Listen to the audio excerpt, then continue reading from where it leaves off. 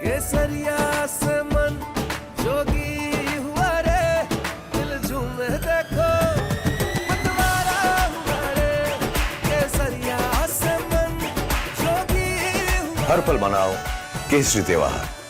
विमल, बोलो जुबान केसरी।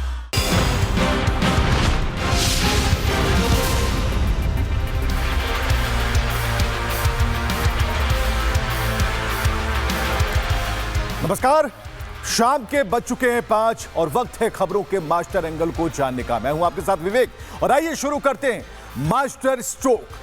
तो आज सबसे पहले बात करेंगे महायुद्ध की। आपको बताएंगे कि हॉर्मूज में किसने उड़ाए तेल के टैंकर और अमेरिका आर्थिक मोर्चे पर खाली जेब होता जा रहा है, क्यों हो रहा है। तो वर्ल्ड फोरम पर संकट पहले से कितना गुना ज्यादा बढ़ चुका है, वही अगली खबर होगी। और आपको बताएंगे कि मुनीर की सेना के खिलाफ कौन से वो दुश्मन हैं जिन्होंने अपने हाथ मिला लिए और क्यों मुनीर के चेहरे की हवाइयां उड़ चुकी हैं। इसके अलावा बात होगी अमित शाह के बंगाल जाने के मकसद को लेकर। आखिर क्यों अमित शाह बंगाल बॉर्डर पर चहलकदमी करने वाले और इसके पीछे पड़ोसी देशों के लिए क्या खास संदेश छिपा हुआ है। तो बात होगी अगली खबर में मेरठ की, जहां एक पत्नी ने अपने पति को मार डाला और मौत पहले वाली घटनाओं से भी ज्यादा विभत्स है। क्यों है यह बताएंगे और आखिर नीले ड्रम से भी ज्यादा क्या हो सकता था। इसके अलावा बात होगी लॉरेंस गैंग की, अगले टारगेट के बारे में पूरा विश्लेषण बताएंगे। इस बार लॉरेंस ने आमिर खान को क्यों टारगेट किया, आमिर आखिर लॉरेंस के निशाने पर क्यों आ गए, क्या कारण है जिससे लॉरेंस का गैंग गुस्से में है। तो आइए शुरुआत करते हैं और सबसे पहले मिडिल ईस्ट की बात करते हैं। तो मिडिल ईस्ट में छिड़ी जंग हर बीतते दिन के साथ भयानक होती जा रही है। अमेरिका और ईरान के बीच तनातनी अब एक विनाशकारी बारूदी बवंडर में बदल चुकी है। वॉशिंगटन के जिस जिद ने तेहरान को झुकाने की कोशिश की, उसी दबाव ने ईरान को भीतर से एक फौलादी और अभेद किला बदल दिया है। ईरान पहले से कहीं ज्यादा आक्रामक हो गया है, कहीं ज्यादा बेखौफ नजर आ रहा है। तो 7वें दिन अमेरिका ने ईरान की धरती पर जो भीषण कोहराम मचाया, उसे लगा कि तेहरान अब घुटने टेक देगा, लेकिन पलटवार ऐसा हुआ कि पूरे वॉशिंगटन की जमीन खिसक गई। ईरान ने खामोशी तोड़कर अमेरिका को उसी की भाषा में ऐसा दर्दनाक घाव दिया है कि उसकी रातों की नींद उड़ गई है। दावा क्या है? दावा यह है कि ईरान ने अमेरिकी MQ-9 रीपर ड्रोन को ईरान ने पलक झपकते हवा में ही खाक कर दिया। तो दोनों तरफ से तनातनी जारी। और इतना ही नहीं, अब बहरीन की तस्वीरें हम आपको दिखा रहे हैं, जहां अमेरिकी बेस पर ईरान ने तबाही मचा दी। ईरान का क्रोध बारूद बनकर बरस रहा है, मिसाइलों की बौछार हो रही है और बारूदी जंग जो है अपने असल और अगले मुकाम की तरफ बढ़ चुका है। तो अब सवाल है कि आगे क्या, इसके आगे क्या। तो IRGC की बात हो रही है, वहीं IRGC ने हमलों का जवाब दिया है और कई जवाब दिए जा रहे हैं। फिलहाल अमेरिकी बेस को जो टारगेट किया गया और ईरान का जो मिसाइल अटैक, उसकी तस्वीरें आप देख पा रहे हैं। तो हॉर्मूज पर संग्राम मचा है। IRGC ने हमलों का जवाब देते हुए यह क्लियर कर दिया कि अगर अमेरिका ने हमले बंद नहीं किए तो जवाब और विध्वंसक होगा। सुनिए। همچنان به یاغیگری و ناامن‌سازی منطقه ادامه می‌دهد. ابتدا مجدد تاکید می‌شود تحت هیچ شرایطی و به هیچ وجه به آمریکا به عنوان یک کشور بیگانه و فرامنطقه‌ای اجازه دخالت در تنگه هرمز را نمی‌دهیم. वहीं इस बार ईरान ने दावा किया कि उसने इराकी कुर्दिस्तान के पूरे पहाड़ को आग की लपटों में घेर दिया है और यहां अमेरिका समर्थित बल उसका इस्तेमाल हथियारों के गोदाम के तौर पर कर रहे थे। आप तस्वीरें जरा देखिएगा, यह तस्वीर किस तरीके से इस पूरे महायुद्ध के बीच में अहम बनती जा रही है। तो यह जंग अमेरिका को मुसीबत में डाल रहा है। भले ही ट्रंप ईरान की तबाही की बात कर रहे हो, लेकिन उन्हें कैसे नुकसान उठाना पड़ रहा है, इस रिपोर्ट में दिखाते हैं।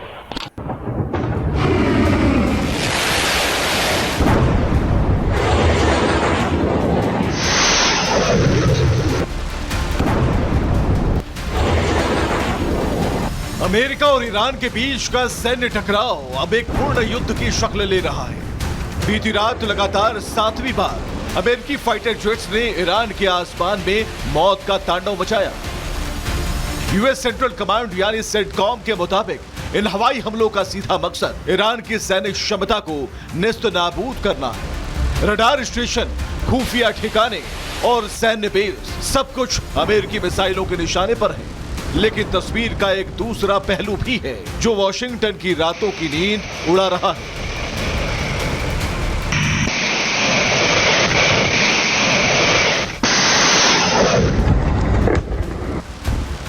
ईरान पीछे हटने को तैयार नहीं है। जवाब में ईरान की ताकतवर IRGC ने वो दांव चला जिसने दुनिया की धड़कनें बढ़ा दी। ईरानी नौसेना ने बड़ा दावा किया है, उसने US के 4 तेल टैंकर को रोक दिया है। यह कार्रवाई समुद्री तनाव को और बढ़ा सकती है। बुशहर बंदरगाह के पास भी बड़ा घटनाक्रम सामने आया। ईरान ने MQ-9 ड्रोन को मार गिराने का दावा किया है। कथित तौर पर इसे मिसाइल से निशाना बनाया गया। तो दावों की स्वतंत्र पुष्टि भले ही बाकी हो, लेकिन पैनिक बटन दब चुका है। तो ट्रंप भले ही ईरान पर मिसाइलें बरसा रहे हों, उसे तबाह करने का सपना देख रहे हों, लेकिन असली नुकसान तो उन्हें हो रहा है।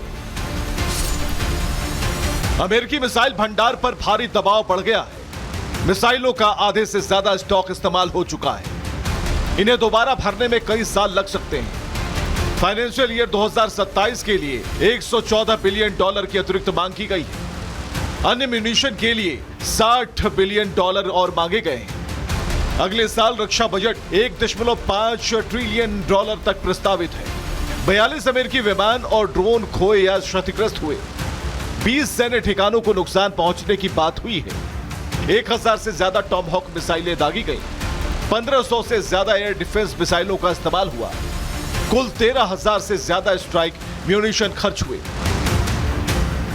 लेकिन ट्रंप अपनी जिद में चूर हैं। ट्रंप प्रशासन ने ईरान को झुकाने के लिए यह सैन्य अभियान शुरू किया था, लेकिन यह ट्रंप के लिए एक आर्थिक आत्मघाती कदम साबित हो रहा है। युद्ध का बढ़ता खर्च, सप्लाई चेन का टूटना और तेल संकट, ये तीनों मिलकर अमेरिकी अर्थव्यवस्था को एक गहरे मंदी के दलदल में धकेल रहे हैं।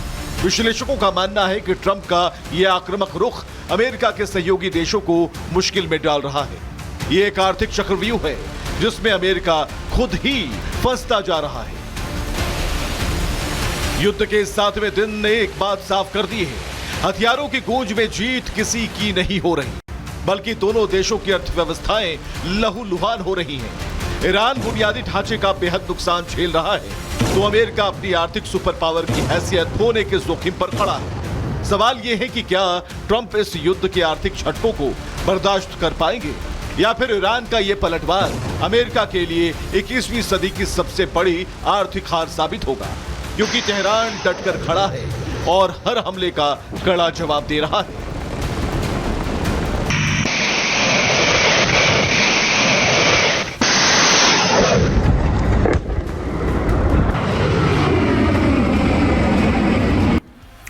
तो ईरान ने यहां तक कह दिया कि बातचीत की जो बात है वो अब नहीं हो सकती, क्योंकि अब जो थकाऊ रणनीति की तरफ वो नहीं बढ़ सकता। आने वाले दिनों में ईरान के हमले और तेज होंगे। ईरान ने ये बात स्पष्ट कर दी। ما اگر در 2-3 روز آینده آمریکایی‌ها جنگ رو ادامه بدن وارد مرحله تهاجمی و انهدامی کامل خواهیم شد. یعنی چی؟ یعنی دیگه مقابله به مصر رو اکتفا نمی‌کنه. هیچ مرز سیاسی در مقابل نیروهای تهاجمی ایران دیگه امنیت ندارن. तो ईरान की तरफ से हमलों की तीव्रता बढ़ेगी और इन सब के बीच ईरान अब ऐसा कदम उठाने की तैयारी में है जिससे पूरी दुनिया में एनर्जी क्राइसिस गहरा सकता है। अमेरिका की तरफ से किसी भी तरह के आक्रामक कदम का जवाब देने के लिए ईरान ने अब किले के स्विच जो है उसकी पूरी प्लानिंग कर ली है और इससे जुड़ी एक रिपोर्ट हम आपको दिखाते हैं।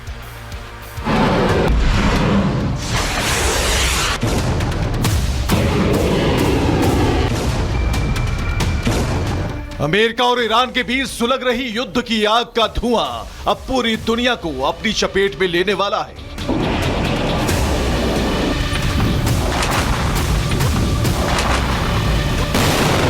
यह टकराव अब सिर्फ मिसाइलों और ड्रोन्स तक सीमित नहीं रहा, बल्कि इसने दुनिया की आर्थिक नसों को काटने की तैयारी कर ली है। आशंका है कि यह युद्ध अब एक ऐसे विनाशकारी मोड़ पर पहुंच गया है जहां से वापसी मुश्किल है।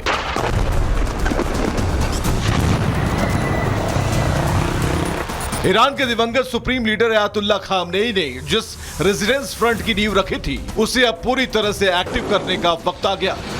एक रिपोर्ट के मुताबिक तेहरान से यमन को एक संदेश भिजवाया गया है। हूती विद्रोहियों को बेहद खतरनाक आदेश मिला है। संदेश है कि तैयार रहो, दुश्मन के खात्मे का वक्त आ गया है। अगर अमेरिका ने ऊर्जा संयंत्रों पर हमला किया तो लाल सागर को पूरी दुनिया के शिपिंग के लिए बंद कर दो। लाल सागर में स्थित बाब अल मंदेब यह सिर्फ एक समुद्री रास्ता नहीं बल्कि वैश्विक व्यापार की जीवन रेखा है। सूत्रों के मुताबिक बाब अल मंदेब के पास मोर्चा संभाल लिया है, घातक मिसाइलें और ड्रोन तैनात कर दिए हैं। अब उन्हें सिर्फ एक आदेश का इंतजार है। यह आदेश ईरान से आने की आशंका जताई जा रही है। IRGC के प्रतिनिधि हालात पर नजर बनाए हुए हैं। वही तय करेंगे कब दबाव बढ़ाना है और कब इस सहम समुद्री रास्ते को बाधित करना है। बाब अल मंदेब दुनिया के सबसे व्यस्त समुद्री मार्गों में से एक है। यहां कोई भी तनाव वैश्विक व्यापार को प्रभावित कर सकता है। अब पूरी दुनिया की नजर लाल सागर पर जाकर टिक गई है। जरा इसके विनाशकारी परिणामों को समझिए। दुनिया के तेल कारोबार के लिए हॉर्मुज सबसे अहम है, लेकिन वहां पहले ही तनाव और सख्ती का माहौल है। ऐसे में बाब अल मंदेब अहम वैकल्पिक मार्ग बनकर उभरा है। जून में यहां से तेल की आवाजाही रिकॉर्ड स्तर पर पहुंची। हर दिन करीब 74 लाख बैरल कच्चा तेल यहां से गुजरा। यह दुनिया के कुल तेल उत्पादन का लगभग 7% है। एक साल पहले यह आंकड़ा सिर्फ 42 लाख बैरल था। यानी एक साल में तेल यातायात में भारी उछाल आया है। बाब अल मंदेब अब दुनिया की नई लाइफलाइन बन चुका है। अगर यह प्रभावित हुआ तो पूरी दुनिया भर में इसका असर महसूस होगा।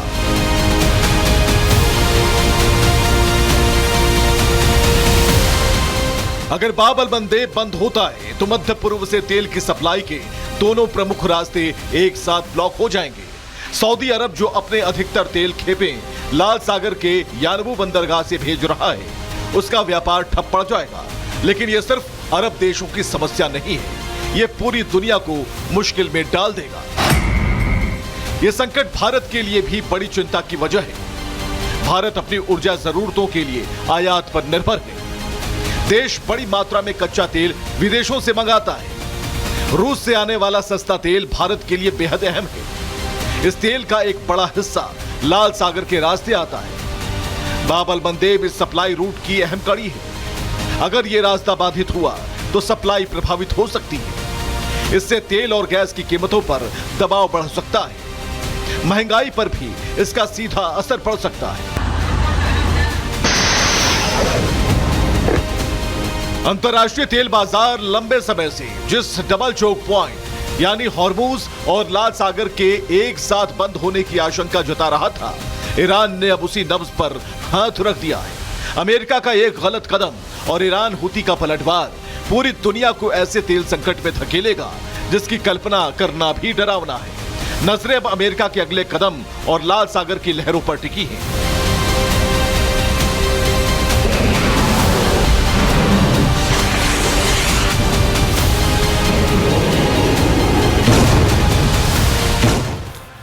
तो इस रिपोर्ट के बाद सवाल भी कई हैं, लेकिन ईरान क्यों दुनिया की नसें बंद करने की प्लानिंग कर रहा है? उसके लिए आप ये तस्वीर देखिए। ट्रंप बिना सोचे ईरान पर मिसाइलों की बारिश किए जा रहे हैं। उन्होंने कल ईरान के पुलों को निशाना बनाया था। अमेरिकी हमले में ईरान के 5 पुल तबाह हो गए और ये तस्वीरें उसी की तस्दीक कर रही हैं कि किस तरीके से अमेरिकी हमले रुक नहीं रहे। वहीं जंग के बीच ईरान से सबसे हैरान करने वाली तस्वीर आई। तेहरान में ट्रंप के ताबूत वाले पोस्टर लगाए गए, साथ ही उसमें उन्हें मारने की धमकी दी गई। और आप ये तस्वीरों को देख पा रहे हैं, समझिए कि ईरान का मकसद क्या है और ईरान किस तरीके से।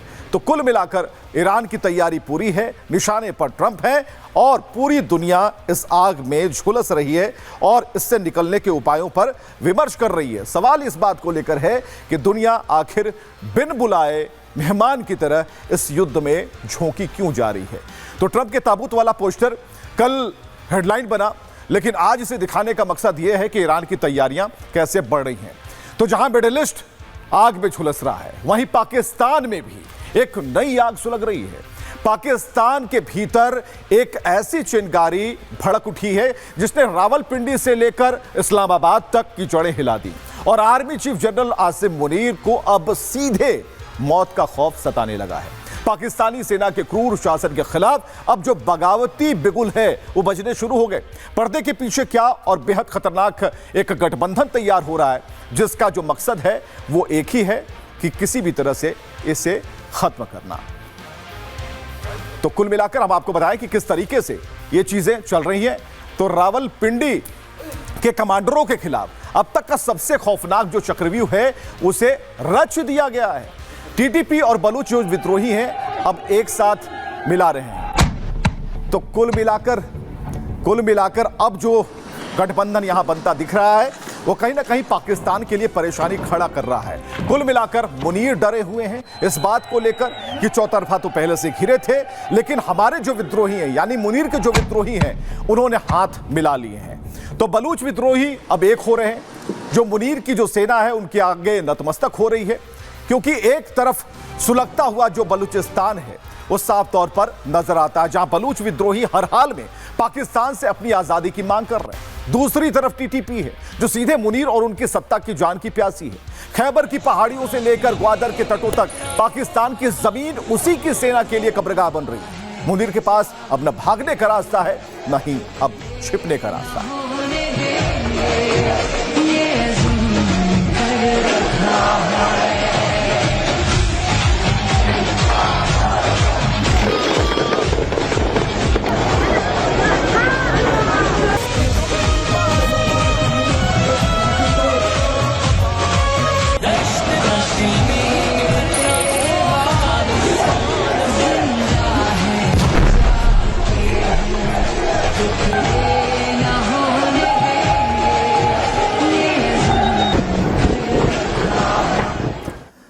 तो मुनीर के खिलाफ दोनों की गुप्त बैठक होने वाली है। सवाल यह है कि क्या यह बारूदी गठजोड़ पाकिस्तानी सेना का नामो निशान मिटा देगा? इससे जुड़ी एक रिपोर्ट भी आपको दिखाते हैं।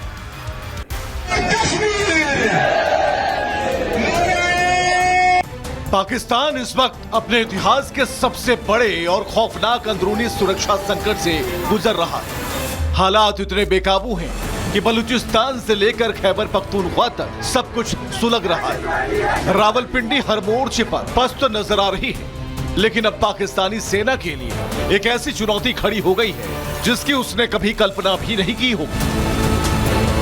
पाकिस्तान अब अपने ही बुने हुए आतंक के जाल में बुरी तरह उलझ चुका है। बलूचिस्तान, खैबर पख्तूनख्वा और अफगान सीमावर्ती इलाकों में बढ़ती हिंसा ने पाकिस्तानी सेना को घुटनों पर ला दिया है। सच तो यह है कि बलूचिस्तान व्यवहारिक रूप से पाकिस्तान के हाथ से निकल चुका है। एक तरफ बलूच विद्रोही हैं, दूसरी तरफ टीटीपी यानी तहरीक-ए-तालिबान पाकिस्तान। इन दोनों के दो तरफा हमलों ने क्वेटा और उसके आसपास के इलाकों को युद्ध के मैदान में बदल दिया है। पाकिस्तान की पोल खुल चुकी है। वो देश जो खुद को एक परमाणु शक्ति कहता है, आज ना तो अपने हाईवे सुरक्षित रख पा रहा है, न ही अपने सैनिकों की जान बचा पा रहा है। रावलपिंडी हर अंदरूनी मोर्चे पर हार रही है।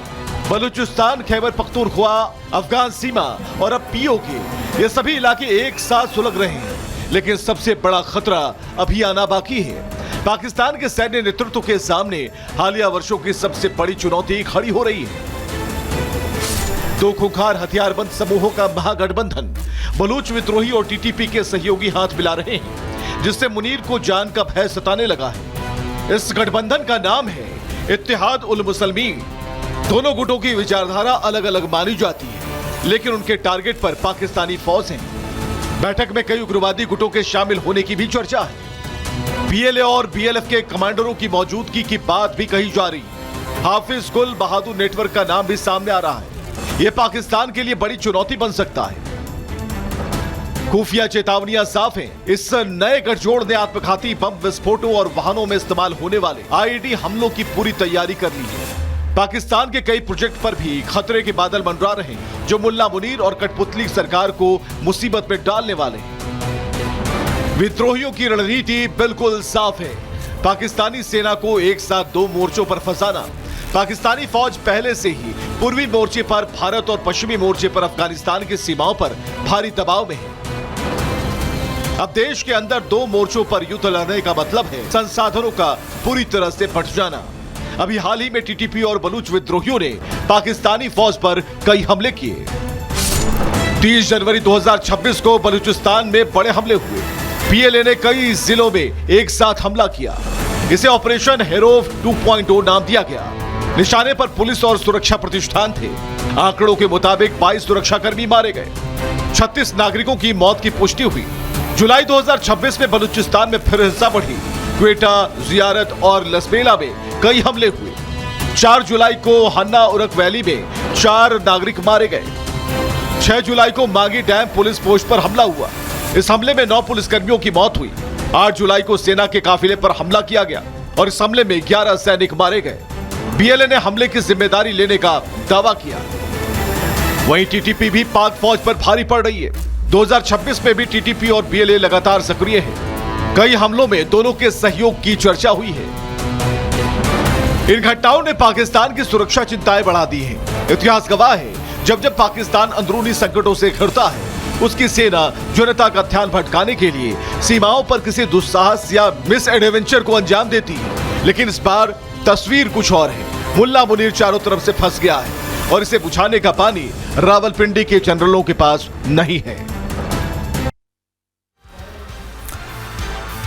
तो जहां पाकिस्तान में मुल्ला मुनीर बुरी तरह से पिट रहा है, वहीं भारत अब आतंकियों और अवैध घुसपैठियों के खिलाफ जीरो टॉलरेंस की नीति पर चल रहा है। देश की सुरक्षा सरकार की सबसे बड़ी प्राथमिकता है। सीमा पार से घुसपैठ, हथियारों की तस्करी, जाली नोट, मानव तस्करी और कट्टरपंथी नेटवर्क, ये वो चुनौतियां हैं जिन्हें नेस्त नाबूद करने पर विशेष फोकस है। यानी कि अमित शाह मिशन बॉर्डर पर है और इसी को ध्यान में रखते हुए गृह मंत्री अमित शाह पश्चिम बंगाल पहुंचे, जहां उन्होंने आज सिलीगुड़ी शहर के बाहरी इलाके में स्थित सीमा सुरक्षा बल की 18वीं बटालियन चौकी का दौरा किया और क्षेत्र में भारत बांग्लादेश सीमा पर सुरक्षा व्यवस्था की समीक्षा की। उनके साथ पश्चिम बंगाल के मुख्यमंत्री शुभेंदु अधिकारी भी मौजूद थे, जो देख पा रहे थे कि आखिर हमारी सीमा कितनी ताकतवर है। जहां एक तरफ गृह मंत्री शाह खुद बॉर्डर की सुरक्षा जांच परख रहे थे, वहीं रक्षा मंत्री राजनाथ सिंह ने आत्मनिर्भर भारत की बात कही। उन्होंने कहा कि डिफेंस सेक्टर में भारत आत्मनिर्भर हुआ है। अगर देश के खिलाफ कोई साजिश हुई तो आतंकियों को घर में घुसकर मारेंगे। सुनिए। रक्षा में आत्मनिर्भरता को बढ़ावा देने के लिए हम सबने 5 पॉजिटिव इंडिजिनाइजेशन लिस्ट जारी की है। इनमें शामिल डिफेंस इक्विपमेंट, वेपन सिस्टम्स और प्लेटफॉर्म्स की कुल संख्या 509 है और इनका प्रोडक्शन अब अनिवार्य रूप से भारत की धरती पर ही किया जाएगा। यह हम लोगों का संकल्प है और किया जा रहा है।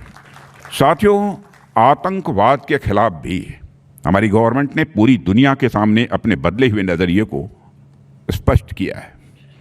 आतंकवाद के विरुद्ध जीरो टॉलरेंस हमारे लिए केवल एक स्टेटमेंट नहीं है, बल्कि लाइन ऑफ एक्शन है। आतंकवाद के खिलाफ हम दरवाजे पर नहीं, बल्कि घर में घुसकर मारेंगे। सेनाओं का पराक्रम तो हमेशा ही अद्भुत रहा है, मगर जिस मिलिट्री एज की तलाश सेनाओं को रहती है, वह एज हाल के वर्षों में डिफेंस सेक्टर में आए तेजी से हो रहे बदलावों से आई है।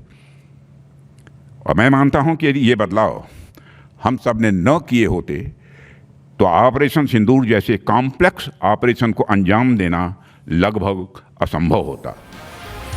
तो पाकिस्तान के लिए और बॉर्डर के लिए ऑपरेशन सिंदूर उदाहरण ही काफी है। कैसे बॉर्डर पर आतंक और घुसपैठ के खिलाफ अमित शाह ने बेड़ाबंदी शुरू कर दी और इस रिपोर्ट में हम आपको दिखाने जा रहे हैं।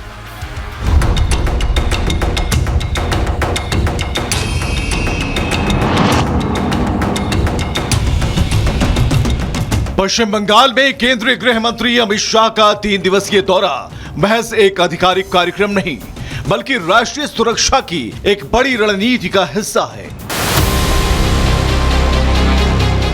19 जुलाई तक चलने वाला यह दौरा भारत की आंतरिक सुरक्षा और सीमा प्रबंधन के भविष्य की रूपरेखा तय करने वाला है। सीमा सुरक्षा बल के जवानों से सीधा संवाद हो या शीर्ष अधिकारियों के साथ मंथन, अमित शाह का यह रुख साफ करता है कि केंद्र अब सीमा सुरक्षा को राष्ट्र की संप्रभुता से जोड़कर देख रहा है। इस दौरे का केंद्र है सिलीगुड़ी सेक्टर का गुमागाच बॉर्डर आउटपोस्ट। सिलीगुड़ी कॉरिडोर को चिकन नेक कहा जाता है। यह भारत की सामरिक जीवन रेखा माना जाता है। इसकी चौड़ाई सिर्फ 20 से 22 किलोमीटर है। यही गलियारा पूर्वोत्तर को देश से जोड़ता है। इसके जरिए 8 राज्य शेष भारत से जुड़े हैं। यह इलाका 4 देशों के बेहद करीब है। नेपाल, भूटान, बांग्लादेश और चीन इसकी सीमा के पास है। इसलिए इसे देश के सबसे संवेदनशील क्षेत्रों में गिना जाता है। यहां छोटी सी चूक भारी पड़ सकती है। इससे पूर्वोत्तर की कनेक्टिविटी प्रभावित हो सकती है। सुरक्षा के लिए कई एजेंसियां यहां तैनात हैं।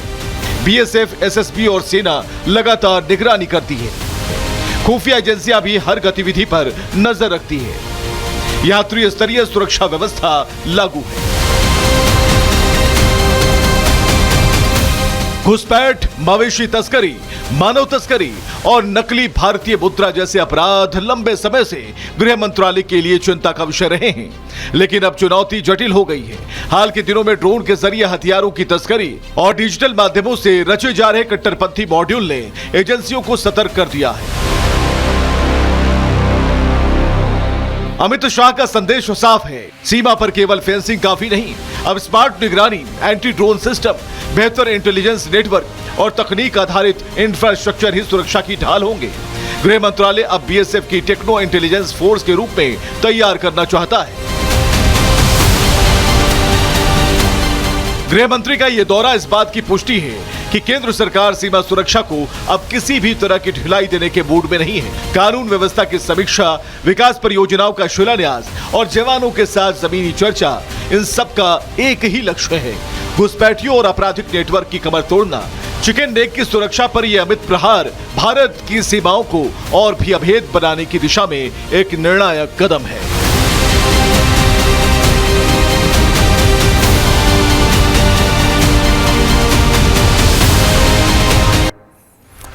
चलिए खबरों में आगे बढ़ते हैं। सलमान खान के बाद अब आमिर खान लॉरेंस बिश्नोई गैंग के निशाने पर है। इस बार बिश्नोई गैंग की तरफ से आमिर को जान से मारने की धमकी दी गई है।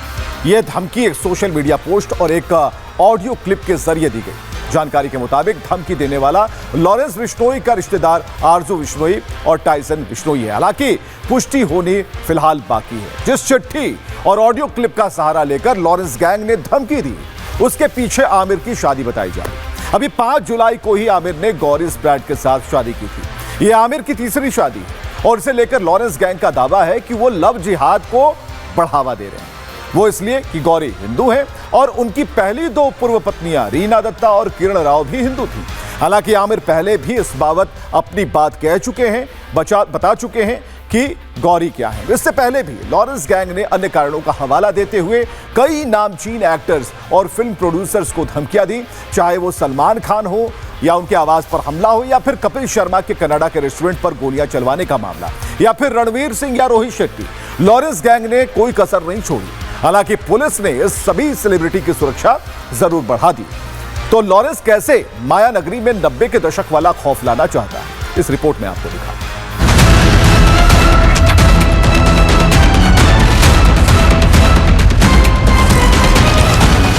बॉलीवुड पर एक बार फिर से अंडरवर्ल्ड का काला साया गहराने लगा है। एक के बाद एक माया नगरी के कई बड़े चेहरे अब लॉरेंस बिश्नोई गैंग के रडार पर हैं। सलमान खान, रोहित शेट्टी, रणवीर सिंह, कपिल शर्मा, आयुष शर्मा और अब आमिर खान। एक एक कर बॉलीवुड के कई दिग्गज लॉरेंस गैंग के निशाने पर हैं। हर किसी को दी गई धमकी के पीछे का कारण अलग अलग है, लेकिन इस बार लॉरेंस गैंग ने जो नई सनसनी मचाई है उसके केंद्र में है आमिर खान और उनकी तीसरी शादी।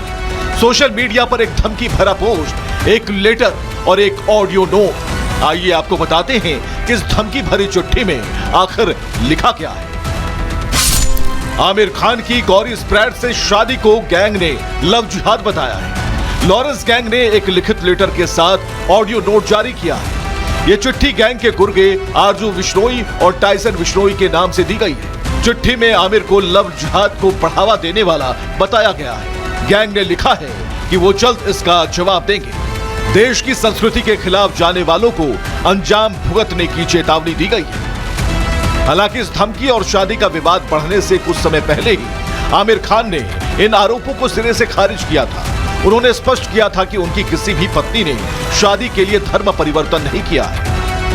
फिलहाल पुलिस और साइबर सेल वायरल हो रहे इस पोस्ट और कथित ऑडियो क्लिप की सत्यता जांच रही है। तकनीकी साक्ष्य जुटाए जा रहे हैं। अभी तक आमिर खान या उनकी टीम की तरफ से कोई आधिकारिक शिकायत तो दर्ज नहीं कराई गई, लेकिन मामले की संवेदनशीलता को देखते हुए सुरक्षा एजेंसियां हाई अलर्ट पर हैं और आमिर खान के आसपास का सुरक्षा घेरा कड़ा कर दिया गया है। आमिर को धमकी देने के इस ताजा मामले में जिन 2 शूटर्स और मास्टरमाइंड का सामने नाम आ रहा है, वो लॉरेंस सिंडिकेट के बेहद खतरनाक मोहरे हैं। आरजू बिश्नोई लॉरेंस बिश्नोई का ये रिश्तेदार बताता है, गैंग के मुख्य रणनीतिकारों में से एक है। रोहित शेट्टी की आवाज पर हुई फायरिंग की इसने जिम्मेदारी ली थी। दूसरा टाइसन बिश्नोई लॉरेंस सिंडिकेट का नया और सबसे शातिर रणनीतिकार, भारत से बाहर ऑस्ट्रेलिया में बैठकर ग्लोबल ऑपरेशंस मैनेज कर रहा है। मुख्य काम है अंतर्राष्ट्रीय स्तर पर गैंग की दहशत फैलाना।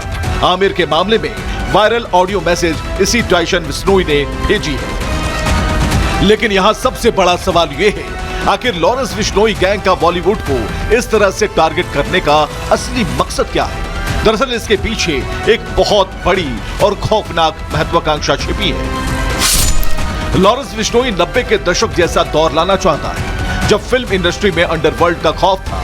दाऊद अबू सलेम के नाम से लोग कांपते थे, सितारों से जबरन वसूली की जाती थी, बड़े सितारों को धमकाया जाता था। यही डी कंपनी की पहचान थी।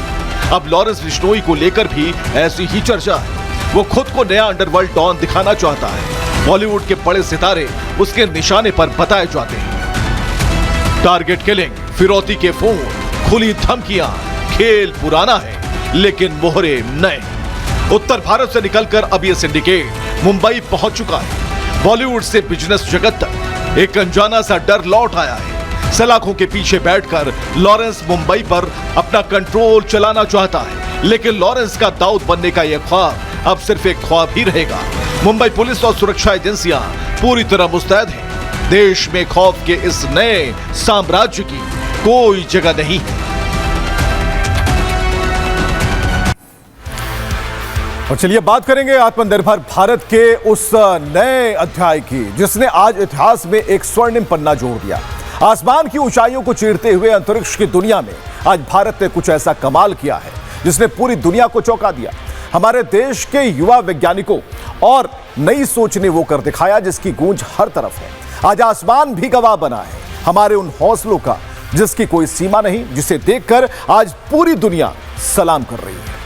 तो तस्वीरें हम आपको दिखा रहे हैं। देश का पहला प्राइवेट रॉकेट विक्रम-1 सफलतापूर्वक लॉन्च हुआ और भारत के युवा वैज्ञानिकों और प्राइवेट स्टार्टअप्स ने अंतरिक्ष में अपना डंका कायम कर दिया। यह सिर्फ एक रॉकेट की उड़ान नहीं, यह आत्मनिर्भर भारत की ताकत है, हमारी तकनीक का लोहा है और 140 करोड़ हिंदुस्तानियों के सपनों की उड़ान है। आप तस्वीरें देखिए कि कैसे विक्रम-1 की सफल लॉन्चिंग की गई और सफल लॉन्चिंग के वक्त सभी ने अपनी कुर्सियां पकड़ ली थी। इधर श्रीहरिकोटा से विक्रम-1 की सफल लॉन्चिंग हुई, जिसकी एक-एक कर जो तस्वीरें सामने आई वो ये बता रही हैं कि ये उत्साह का क्षण था, गर्व करने का क्षण था। तो श्रीहरिकोटा से विक्रम-1 की सफल लॉन्चिंग ने आज पूरे देश का मान बढ़ाया और इस ऐतिहासिक कामयाबी के तुरंत बाद पीएम मोदी ने खुद फोन कर वैज्ञानिकों को बधाई दी। पीएम मोदी ने टीम की शानदार मेहनत को सराहा और कहा कि यह देशवासियों के लिए बेहद गर्व का पल है। और इस तस्वीर पर अगर नजर आप डालें तो विक्रम-1 के लॉन्च होते ही कैसे सभी अपनी कुर्सियां छोड़कर खड़े हो गए। तालियों की गड़गड़ाहट होने लगी, पूरा हॉल गूंज उठा। चेहरे पर जीत की वो चमक थी, आंखों में गर्व का एहसास था और हवा में मुट्ठी बांधे हमारे वैज्ञानिक। ये नारा सच में पूरा नजारा रोंगटे खड़ा करने वाला था। तो विक्रम-1 के सफल होते ही कंट्रोल रूम में मौजूद ये युवा महिला वैज्ञानिक खुशी के मारे अपनी जगह से उछल पड़ी। इनकी ये बेतहाशा खुशी और चमकती आंखें इस बात का सबूत हैं कि नए भारत के युवाओं ने अब आसमान को भी अपनी मुट्ठी में कैद कर लिया है। तो ये गजब का पल आप कह सकते हैं और इसके साक्षी हम सब बने, पूरी दुनिया बनी कि कैसे भारत ने अपने दम पर अपनी इच्छा शक्ति के बलबूते ये मुकाम हासिल किया है। तो स्काई रूट अपने पहले ही टेस्ट ऑर्बिट तक पहुंचने में कामयाब हो गया। विक्रम-1 की कामयाबी के साथ भारत दुनिया का तीसरा ऐसा देश बन गया है जिसने निजी क्षेत्र की मदद से ऑर्बिटल रॉकेट लॉन्च करने की उपलब्धि हासिल कर ली है। और कैसे पूरी दुनिया में नए भारत की हुंकार की गूंज है, देखिए रिपोर्ट।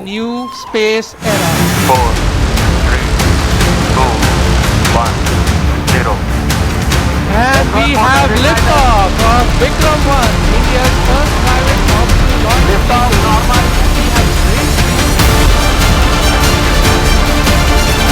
अंतरिक्ष की अनंत गहराइयों में अब नए भारत की नई हुंकार गूंज रही है। Behind it, it is the dawn of a new space era.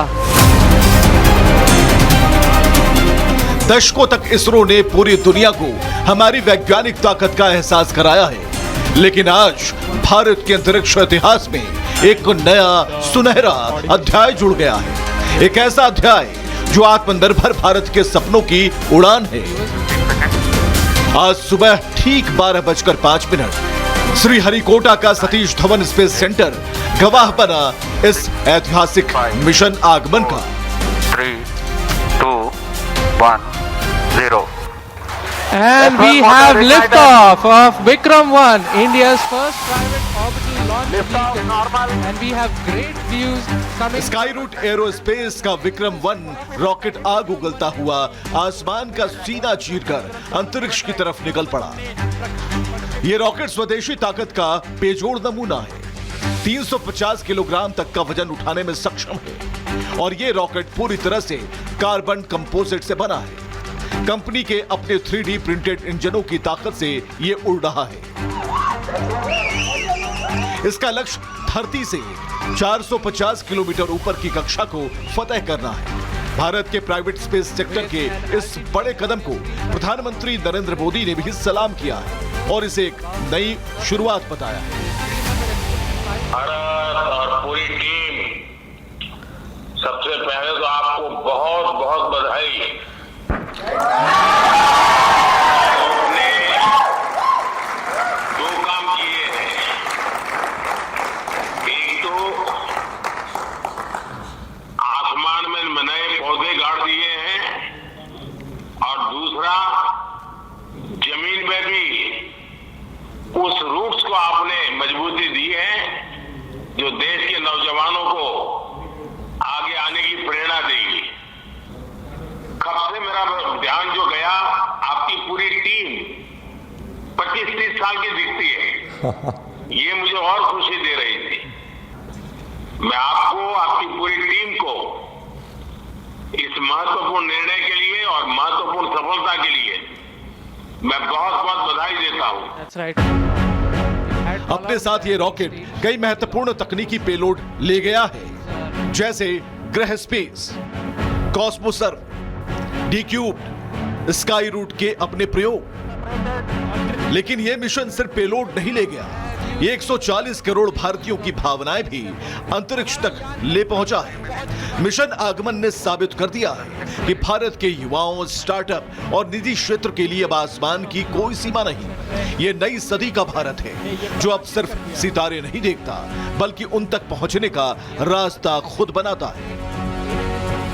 ये पहला ऑर्बिट रॉकेट है जो पूरी तरह कार्बन कंपोजिट स्ट्रक्चर से बना है।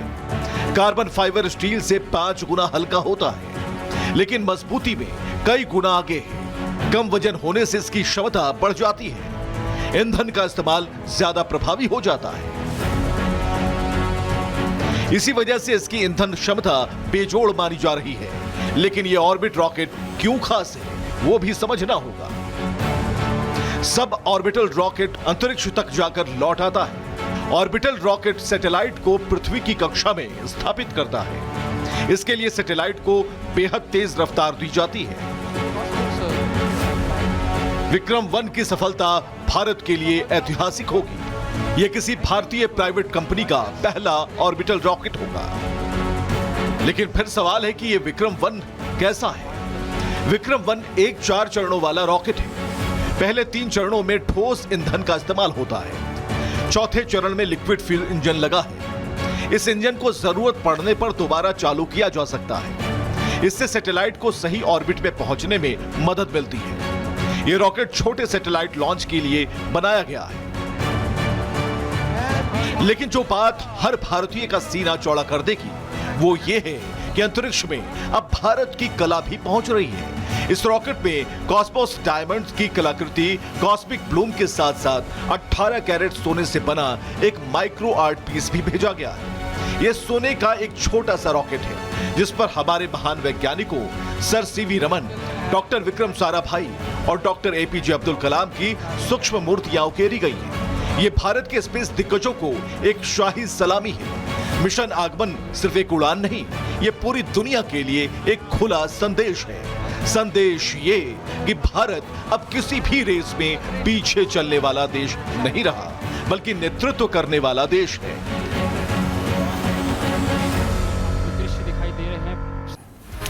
और बात रिश्तों के कत्ल की करते हैं। मेरठ से आई एक ऐसी कहानी जहां एक पत्नी ने पैसों के लालच में प्रेमी के साथ मिलकर अपने पति की मौत के अंजाम तक उसे पहुंचा डाला। हालांकि दोनों की शादी लव मैरिज थी, लेकिन सिर पर तो खून सवार था, तो उसने अपने पति को नींद की गोलियां खिलाकर बेहोश किया, फिर सांप से डसवाकर उसे मार डाला। और ऐसे मामलों के सामने आने के बाद मेरठ अपनी एक अलग पहचान के लिए जाने लगा, जहां पति पत्नी का रिश्ता कभी नीले ड्रम में दम तोड़ता है, कभी जहरीले सांप के जहर से मौत की नींद में सो जाता है या सुला दिया जाता है। मामले का खुलासा हो चुका है, कानून ने मोर्चा संभाल लिया है। हर एक एंगल से इस पूरे मामले की तह तक जाने की कोशिशें जारी हैं। पुलिस की पड़ताल क्या है, सुनिए। तुषार का जब मोबाइल और अन्य चीजें देखी गई तो उनके मोबाइल में एक डब्बे में बंद एक सांप का फोटो भी प्राप्त हुआ। उसके आधार पर जब उससे पूछताछ की गई तो उसने ये बताया कि 2 सपेरों से मिलकर उसने एक सांप खरीदा था। और जो मृतक अतुल हैं वो एक विद्या प्रकाशन में ड्राइवर का काम करते थे पहले। इनका 20 लाख का बीमा था। इसी पैसे को लेकर इन दोनों ने ये प्लान बनाया कि ये अपने पति को मरवा देंगी और वो अपनी पत्नी से तलाक ले लेगा और ये दोनों शादी करके और इस पैसे से आगे चल के रहेंगे। तो अभी के लिए मास्टर स्ट्रोक में बस इतना ही। एक छोटे से ब्रेक के बाद तुरंत आते हैं।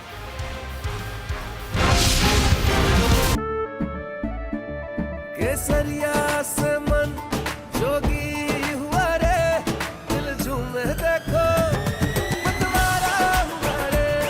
केसरिया से मन जोगी हुआ। हर पल मनाओ केसरी त्योहार। विमल, बोलो जुबान केसरी।